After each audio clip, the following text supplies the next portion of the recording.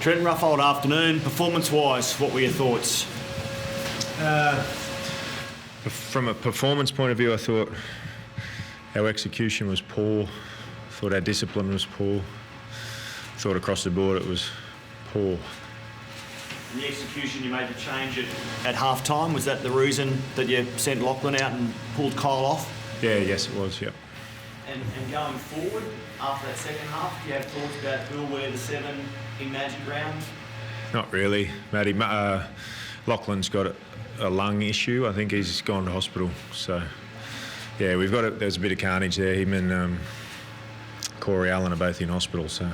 Let's just go through that. Yeah. So, Lachlan, what happened and how is it that lung issue? Lung issue, I'm not sure. So he's gone to hospital, and Corey Allen's neck and head, so we're not sure how they are. Fingers crossed, yeah. It was being reported as largely precautionary for Corey. Is that your understanding, that it was a burner but we just need to be really careful? Yeah, I'm not sure. I haven't spoken to the doctor yet, but he's been taken to hospital, so he's at the right spot anyway.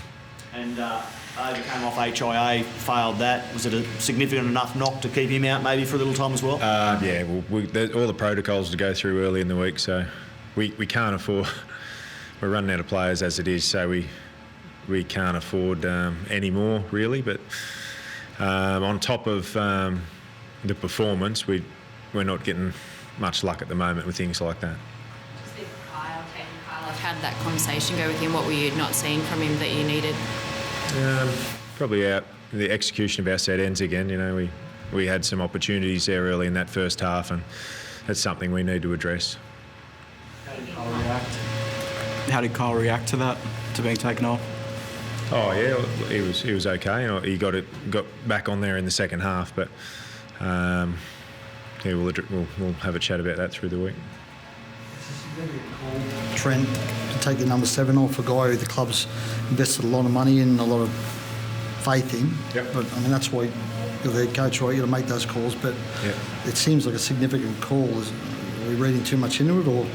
Oh no, look, I think, you know, given where we are on the table, we need to make some change where we see fit, and you know that's what's in the best if that's what's in the best interest of the team moving forward. Well, that's what we'll do, but you know we'll sit down and address that through the week. Trent, you came into this job with eyes wide open. Obviously, is this rebuild even tougher than what you thought it was going to be? 9 rounds in. It's hard.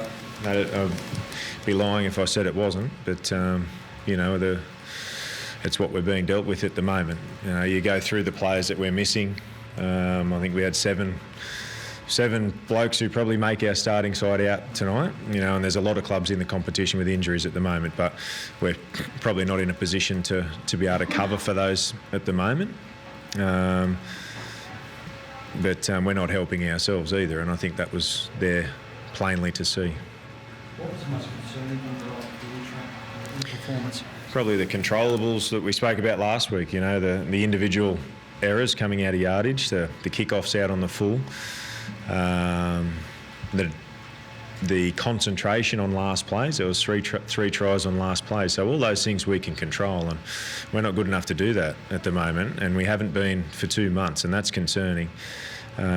Execution and lots of different things, but coupled with the fact that, you know, when that starts to happen, some things go against you. I thought the Hopewadi sin binning was extremely harsh. Hopper was tracking back to the ball, and I thought the obstruction on Thompson on goal was something I'd like to get some clarity on as well.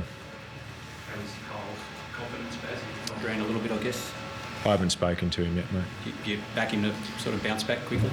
Yeah, we have to. We all have to, you know, and Kyle's not the only one. There's 17 blokes in a team, and we've all got to perform. So, but we've all got different roles to play as well. And if we're not